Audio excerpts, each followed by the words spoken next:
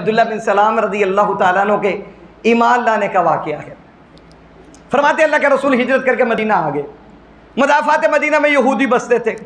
عبداللہ بن سلام رضی اللہ تعالیٰ عنہ بڑے یہودی عالم مانے جاتے تھے، اور یہ جناب یعقوب علیہ السلام کی حضرت یوسف علیہ السلام کی اولاد سے چلے آ رہے تھے۔ حضرت عبداللہ بن سلام رضی اللہ تعالیٰ عنہ، آپ گزشتہ صبح کے درس میں ابن سوریہ کا اور یہودی علماء کا تذکرہ پڑھ چکے ہیں جو اللہ کے رسول صلی اللہ علیہ وسلم کے پاس بطور چیلنج آئے تھے۔ عبداللہ بن سلام رضی اللہ تعالیٰ عنہ کے اسلام لانے کا ذکر بخاری میں ہے۔ آپ سے پوچھا گیا آپ نے اسلام کب قبول کیا؟ تو عبداللہ بن سلام رضی اللہ تعالیٰ عنہ فرماتے ہیں میں نے ایک گٹھڑی بنائی سوالات کی، اور ان سوالات کو لے کر مجھے معلوم ہوا کہ رسول اللہ صلی اللہ علیہ وسلم مدینہ المنورہ پہنچ گئے ہیں۔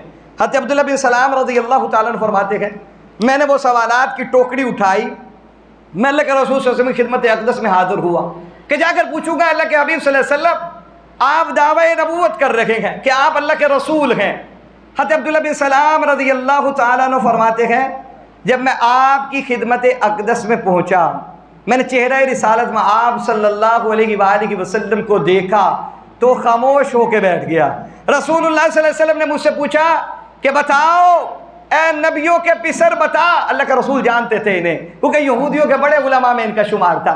اللہ کے رسول صلی اللہ علیہ وسلم فرمانے لگے اے نبیوں کے پسر پوچھ اگر کوئی سوال پوچھنا چاہتا ہے۔ عبداللہ بن سلام فرماتے میں خاموش رہا، میں نے کوئی سوال اللہ کے رسول صلی اللہ علیہ وسلم سے نہیں پوچھا۔ اتنے میں ابن سوریہ آیا، اس نے آ کر اللہ کے رسول صلی اللہ علیہ وسلم سے سوالات پوچھے۔ پہلا سوال کیا اے اللہ کے حبیب صلی اللہ علیہ وسلم آپ بتائیے آپ کے پاس وحی قرآن کے بارے میں، آپ قیامت کے بارے میں، جنتیوں کی غذا کے بارے میں، وہ تمام سوالات اس نے کیے، وہ اٹھ کر چلا گیا۔ حضرت عبداللہ بن سلام رضی اللہ تعالیٰ فرماتے ہیں میں سارا منظر دیکھ رہا تھا، وہ سوالات کرتا چلا جا رہا تھا، رسول اللہ صلی اللہ علیہ وآلہ وسلم تمام سوالات کے جوابات دیتے چلے جا رہے تھے۔ حضرت عبداللہ بن سلام رضی اللہ تعالیٰ فرماتے ہیں میں ایک طرف تھا، اللہ کے رسول نے مجھے قریب کیا کہ عبداللہ آؤ پوچھو اگر کوئی سوال ہے میں جواب دوں گا۔ یہ وہ در ہے جہاں سوال کیا جائے تو خالی لٹایا بھی نہیں جاتا، یہاں ہر سوال کا جواب اللہ کے حکم سے ملتا ہے۔ رسول اللہ صلی اللہ علیہ وسلم نے مجھ کو یہ کہا عبداللہ